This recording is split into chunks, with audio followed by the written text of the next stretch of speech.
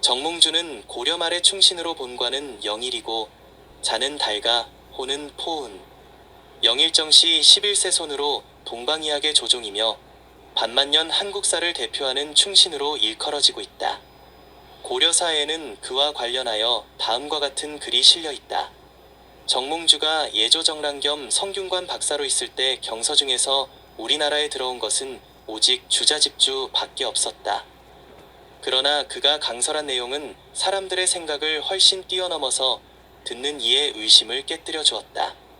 나중에 호병문에 사서통이 들어왔을 때 뜻이 완전히 부합함으로 유자들이 다시 한번 탄복하였다.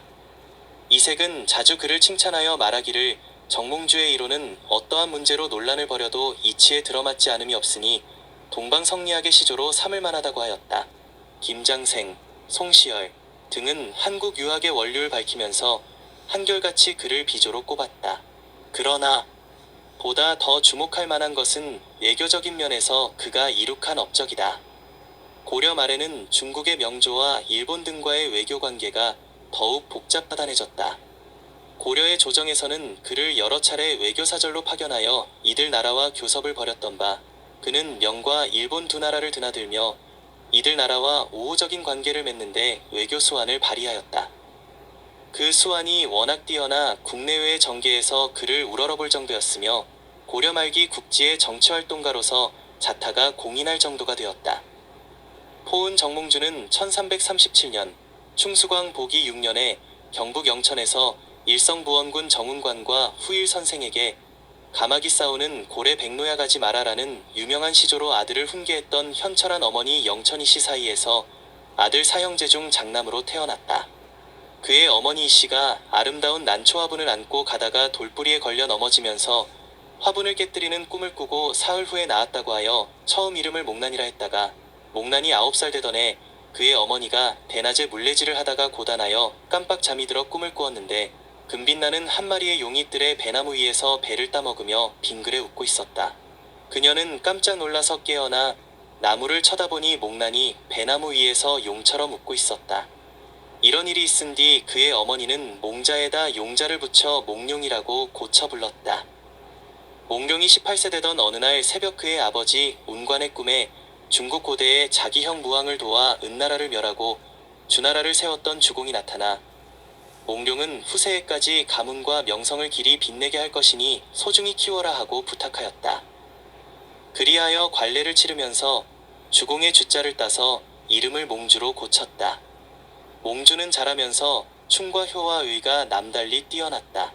그가 20세가 되던 해 아버지를 여의고 3일 동안이나 물 한 모금 마시지 않고 통곡하였으며 당시의 풍습이 부모의 상복을 겨우 100일밖에 입지 않았는데도 묘소 옆에다 여막을 짓고 산중에서 혼자 3년 동안이나 상식을 올리며 효를 다하자 세상 사람들은 하늘이 내린 효자라고 칭찬했고 공민왕도 그의 집에 정표를 세워 표창했다고 한다. 1360년 24세에 연달아 삼장의 장원으로 급제했던 정몽주는 이듬해에 예문관 검열을 시작으로 벼슬길에 올라 여러 관직을 두루 역임한 후 순충윤도 동덕자 공신으로 벽상사만 삼중대광 20하시 중에 올라 익양군 충의백에 이르렀고 일찍이 신진사료의 한 사람으로 고려의 국운을 회복하기 위하여 진충간력하면서 보수주의자들과 결별하여 배원친명, 원나라를 배척하고 명나라와 친함의 노선을 따름으로써 이성계 등과 손을 잡고 국제정세에 순응하여 고려에 나아갈 길을 열고자 했다. 선생은 배원 친명책을 취하면서도 이성계 등의 급진정책을 견제하면서 중용을 택했다.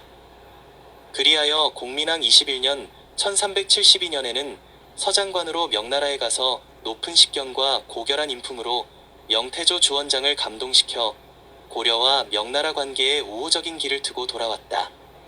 이때의 교통로는 북쪽의 원나라를 의식하여 백길로 다녔는데 돌아오는 길에 폭풍을 만나 고려 사람 11명이 모두 죽고 선생만 겨우 13일 만에 구조되었고 사경을 넘는 그 어려움 속에서도 국교문서만은 온전히 보존하여 돌아왔다고 한다. 그 후로 명나라에 여러 차례 드나들면서 어려운 문제가 있을 때마다 이를 적절히 해결했으면서도 친원파에 몰리어 언양에서 1년여의 유배 생활을 했다. 일본과의 외구 문제가 실타래처럼 꼬이자 이를 풀기 위하여 선생은 풀려났고, 돌아온 선생은 실사의도 없이 다시 미개하여 표독하기만 하던 외인들을 선생의 고결한 인품과 원숙한 애교 수완으로 설복시켜 기왕에 그들이 납치해갔던 고려인 포로 700여 명을 그들이 제공하는 열척의 배에 싣고 돌아옴으로써 조정은 물론 그 가족들로부터 어버이처럼 울얼음을 받기도 했다. 포은 선생 생의 두 번째 이야기. 통일신라에 이어 34대왕을 거치면서 475년간 지속되었던 고려 왕조는 정몽주의 죽음과 함께 몰락하고 말았지만, 기울어져가는 고려 왕조와 새 왕조 창업을 꿈꾸던 이성계의 신흥 세력이 불붙던 절박한 상황 속에서 살신성인으로 위를 살렸던 정몽주의 충정과 일편단심은 우리 민족과 더불어 역사의 터전에서 영원토록 기억될 것이다. 조선이 개국되고 고려의 역사와 인물들이 터무니없이 왜곡되었어도 태종은 권근의 상소를 받아들여 정몽주의 묘를 고향인 영천으로 이장할 것을 허락하였고, 몽주의 관작을 복구시켜 영의정에 추증하고 회유책으로 자손들에게 토지와 벼슬을 내려주었다. 최영 장군, 이성계와 더불어 고려 삼걸로 불려지기도 하고, 목은 이색 야은 길제와 더불어 고려 삼은으로 추앙받기도 한다. 몽주의 묘를 이장할 때 열레행렬이 경기도 용인군 수지면에 이르자 앞세웠던 명정이 바람에 날려 지금의 묘자리에 떨어졌으므로 이곳에다 안장하였다고 한다. 매년 포은의 출생지인 경북 영천과 묘소가 있는 용인시 모현면 능월리에서 학술대회 및 백일장, 민속공연, 추모제례 등 포은 문화축제가 열리고 있다. 선생과 이성계와의 인연은 일찍이 공민왕 12년 1363년에 이성계가 여진족을 토벌할 때 종사관으로 출전하여 여러 계책으로 그를 도와 승리케 한 데서 비롯되었고, 그 후 우왕 3년 1377년에도 지리산 외구 소탕전에 함께 참가하여 지략을 제공함으로써 큰 공을 세우게 하기도 했다. 그리하여 선생은 자기보다 2살 위인 백전백승의 젊은 장수 이성계와 정의가 두터웠고, 고려의 중흥을 위해서는 쓰러져가는 원나라를 버리고 명나라를 가까이 해야 한다는데 뜻을 같이 했다. 우왕 14년 1388년에 조정이 정명군을 출진시키려 하자 그동안 애써 명나라와 애교관계를 맺어온 선생은 이를 반대하였으나 뜻을 이루지 못했고, 그 후 이화도에서 회군한 이성계 일파가 우왕과 최영 장군을 제거하려 할 때도 극구 만류하였으나 역시 뜻을 이루지 못했다. 드디어 우왕을 패하고 창왕을 세우면서 이성계가 문화시중이 되고, 선생은 그들의 요청에 못 이겨 수문화시중이 되었으나 그들의 속셈을 간파한 선생은 자기의 소신을 펼 수 있는 기회를 포착하고자 했다. 그러던 어느 날 이성계가 해주에 나갔다가 말에서 떨어져 큰 부상을 입고 총가에서 치료하고 있다는 소식을 들은 선생은 이 기회에 정도전, 남은, 조준 등을 탄핵하여 귀양 보내고 이성계를 제거하려 했다.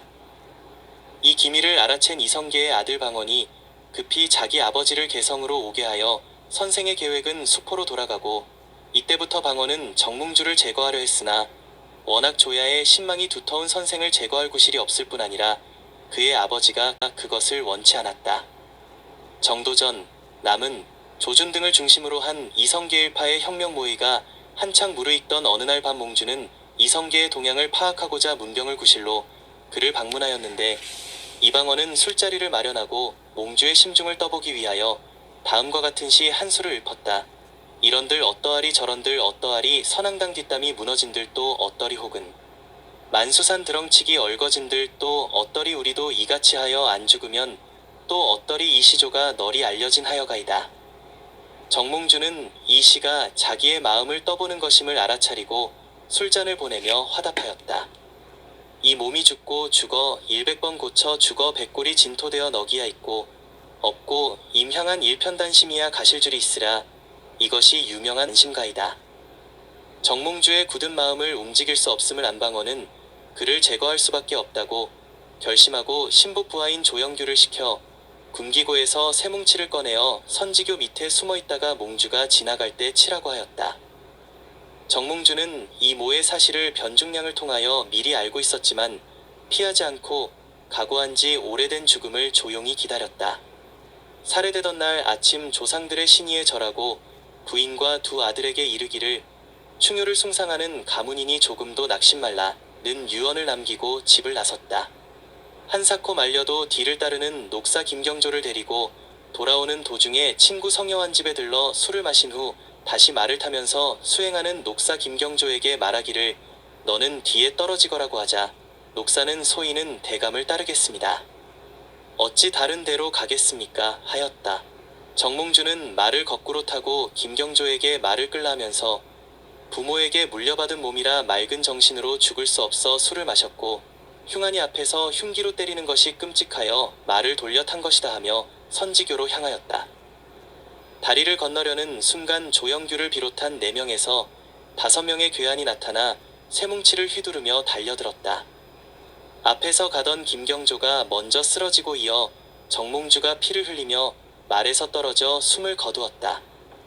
이때 정몽주의 나이는 56세였으며 선혈을 흘린 선지교 돌틈에서 대나무가 솟아나 그의 충절을 나타냈다고 하여 선지교를 선죽교라 부르게 되었다. 정몽주의 시체는 죄과로 몰았기 때문에 내버려 두었으나 송악산 스님들이 염습하여 풍덕당에 묻었다. 선생을 제거한 이성계 일파는 거리낌 없이 자기들의 계획을 일사천리로 진행하여 그해 7월에 자기들이 세운 공양왕마저 제거하고 이성계가 등극하기에 이르렀다.